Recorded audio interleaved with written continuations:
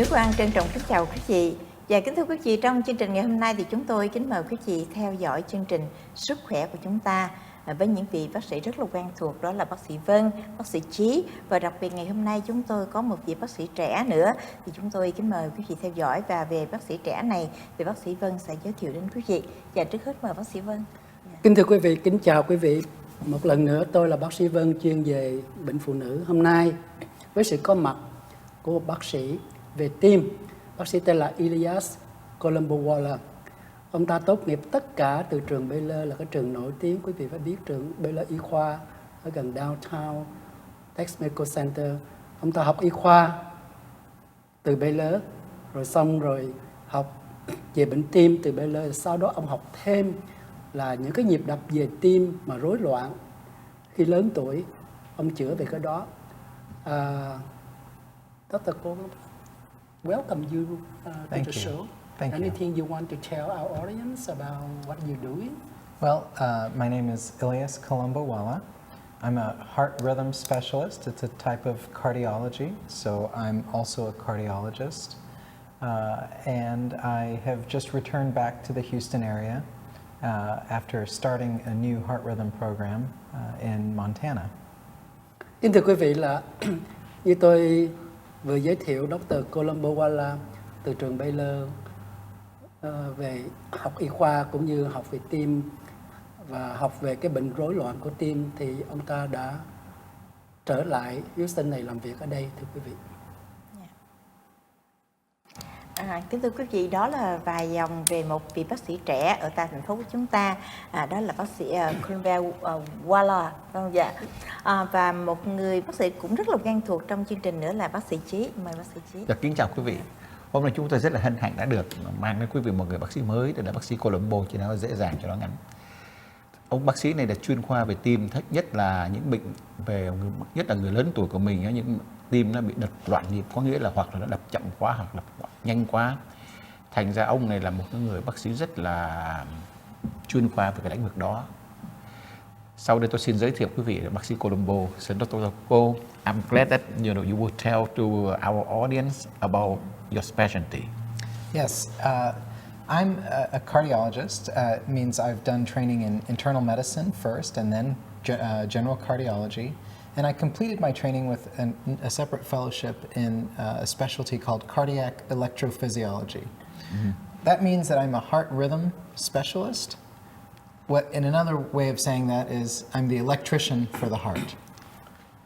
Yeah. Cái đại khái là ông bác sĩ Columbo, ông nói như này, ông là bác sĩ về tim, nhưng mà đặc biệt trong tim nó có rất là nhiều ngành chuyên khoa. Ông là chuyên khoa chuyên trị về những cái tim mà đập loạn nhịp. Thành ra giống như là cái tim của mình giống như là cái luồng điện, vì đôi khi nó chạy nó không có điều hòa, có những người đập rất là nhanh, có những người đập rất là chậm, nhưng mà bệnh mà rất là thông thường. I think that is the atrial fibrillation. It's very common. It's a very common problem. Thành ra nhiều khi cái tiếng atrial fibrillation, tôi không biết dịch tiếng Việt Nam là cái gì, nhưng mà đại khái như này là tim nó đập rất là nhanh, là cái người đôi khi đập nhanh xong rồi lại ngừng một thời gian nó lại đập lại. Thành ra những cái bệnh đó là bệnh rất là thông thường của những người lớn tuổi. I just talk about all the rhythm for the old patient that they have atrial fibrillation. Rồi chẳng hạn như là cái nhịp đập của một người trung bình là bao nhiêu nhịp, và còn bao nhiêu nhịp thì nó cao hơn, thì tại sao nó như vậy thưa bác sĩ? Well, Dr. Columbo, I have some special patient who has AFib and on blood thinner to prevent blood clot, to prevent stroke. But there is one particular patient, and we struggle, we puzzle about how to tell her how to take care of her. Sure, I'm a gynecologist, I have to send her to cardiologist like you, especially your specialty, electrophysiology. But she also has AV malformation from the brain. I see. And she has like a swollen cavernous, means that anything can cause stroke there. If she on the blood thin, she may have more stroke, more bleeding. So we don't know. You have any patient like that, and how do you recommend them? That can be a difficult problem when a patient is at risk for bleeding. Atrial fibrillation is a heart rhythm problem, that sometimes causes clots to form in the heart, Yes. which then go to the brain and cause strokes. Yes. Patients with atrial fibrillation have a 5 times higher risk of having stroke, and that's the reason, as you're doing, we like to put patients on blood thinners Yes. to reduce their risk. I think that in the end, we just have to really decide between the risk of bleeding and the risk of stroke and try to make the best decision with the patient. And sometimes we have to consider other risks that the patients have. Kính thưa quý vị, bác sĩ Columbo vừa nói là cái số người lớn tuổi bắt đầu trên 50 hay trên 60 thưa quý vị là có thể bị tim đập loạn xạ. Như bác sĩ Chí vừa nói là tim đập rối loạn, gọi là AFib. Mà cái sự rối loạn đó là do những cái hạch về thần kinh nằm ngay trong tim nó điều khiển. Mà khi nó làm rối loạn như vậy đó thì cái người bác sĩ chuyên môn về tim, về nhịp đập tim giống như bác sĩ Columbo đây là chữa cho người ta, mà những bệnh nhân đó cần phải uống cái thuốc để cho cái máu nó đừng có đông đặc thưa quý vị. Tại sao? Khi tim đập loạn xạ thưa quý vị là máu có thể đông đặc và gây ra cái bệnh tai biến mạch máu não. Anything else you can suggest or any other? Hỏi là tại sao mà những cái người lớn tuổi là phải bị những cái bệnh đó, nó có xảy ra cho người trẻ tuổi không? Dĩ nhiên là, kính thưa quý vị, như chị Nguyễn Hoan vừa hỏi cái câu có thể sao, cái bệnh đó có thể xảy ra cho bất cứ lứa tuổi nào, ngay cả những người thật trẻ, nếu người đó có những cái bệnh về tim trước đó, hoặc là những người đó đã có trong gia đình có và di truyền xuống. What she asking me and asking you too, can this happen to younger people? Yes, it certainly can. Atrial fibrillation is a heart rhythm problem that becomes more common as people age. In fact, 1 in 7 people over the age of 70 can develop atrial fibrillation. But it does also occur in younger patients. We sometimes see this in people in their 30s and 40s. It's not as common, but many things can lead to atrial fibrillation.